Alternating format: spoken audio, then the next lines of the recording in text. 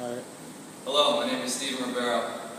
I'm entering my final year at the University of Southern Maine, majoring in exercise science. My focus is strength and conditioning, and I'm determined to make myself a career in the field. For the past 2 summers, I've been gaining experience here at Lansing Power Camp, coaching athletes from middle school and high school ages. Today I'll be demonstrating for you 3 different lifts, which are the back squat, the bench press, and the hand clean. The first lift we have is the back squat. The back squat develops leg strength and power for all different kinds of athletes. Things to consider when back squatting are hand placement, typically slightly wider than shoulder width. Foot placement, also slightly wider than shoulder width. Knee, hip, and back alignment are also important.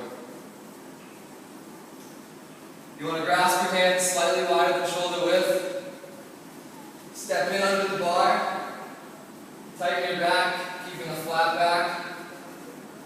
And raise the weight straight up. The first motion when completing a back squat is pushing your hips backward, lowering your hips. Looks like this.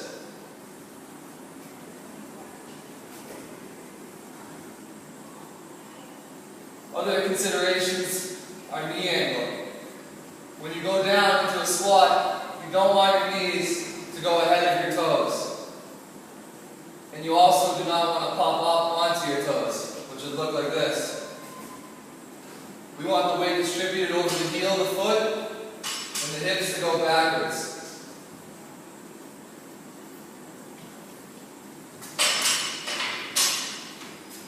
Some things you want to look for in athletes to avoid are knees tipping in. Weaker athletes with weaker glute muscles will have a tendency when they squat down for their knees to tip in.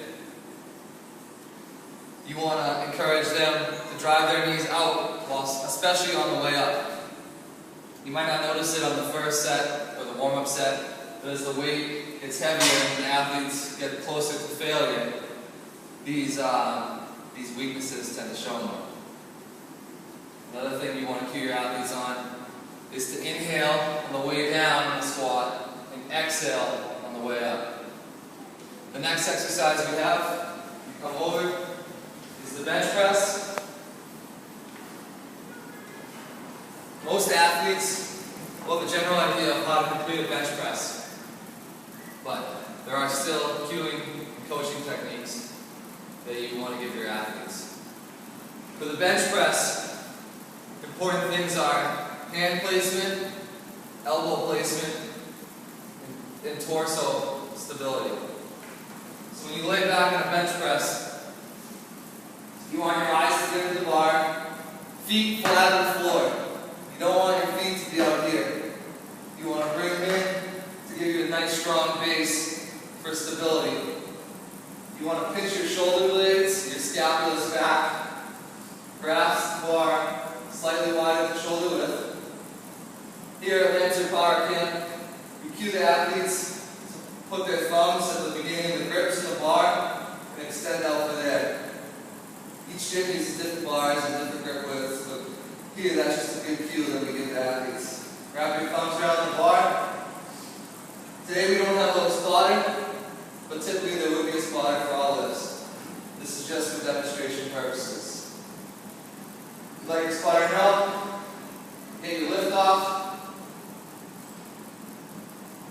Inhale on the way down, lower the bar to the chest, exhale and press up. Inhale in a controlled motion on the way down, explode, and breathe out on the way up. You don't want to wiggle the bar, just let it inhale, exhale. It's important to control the bar on the way down to keep tension across the muscle the whole way. If you just drop the bar to your chest, that's dangerous, could cause injury, and it also takes tension off the muscle, which is not helping enhance the lift. Other things to look for is athletes struggle. They might have a tendency for their shoulder to rise up as they're pressing up. Their shoulder might rise on the weaker side to try and compensate say that they might tip and wiggle to get the weight up. You want them to keep that strong, cemented structure in their body.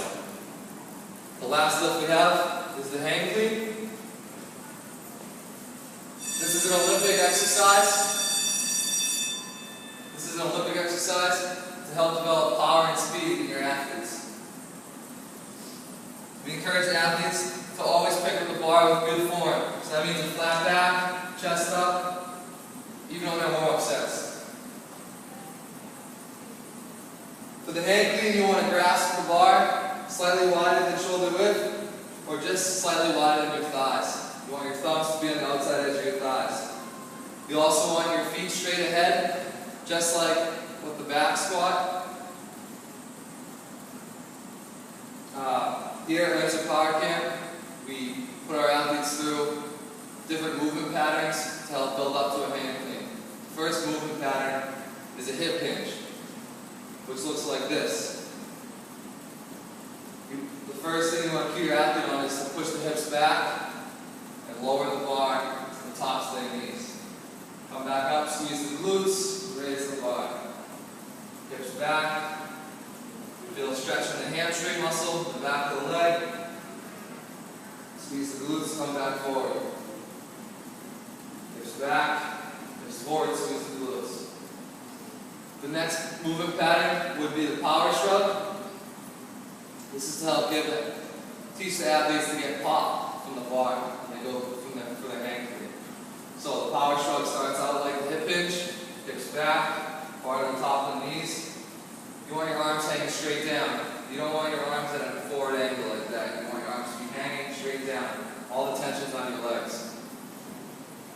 For a power shrug, you hip hinge up, pop up on your toes, and shrug your shoulders. All fluidly done. So, hips back, pop up and shrug.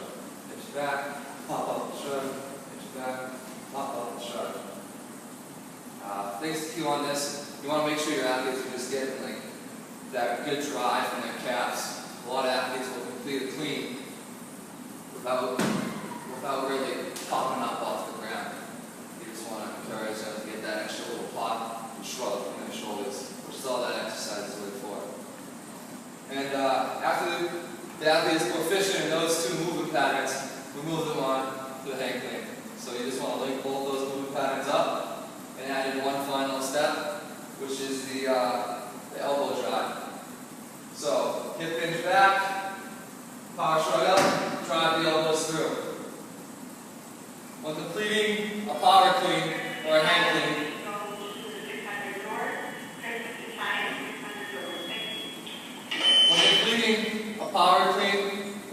clean, you want to encourage your athletes to start with their hip back, do the movement and end with their hips back in the same shape, I guess. So start hips back, clean, and hips back. You don't want your athletes to land like this, forward on their toes, with their hips underneath them. You want the hips to be back. Elbows up. That's another important cue, is to keep, you don't want your athletes to finish the clean like this. You want the elbows through, almost like a half front squat position. Probably the final cue for this lift is as the weight gets heavier, athletes' shoulders tend to round forward.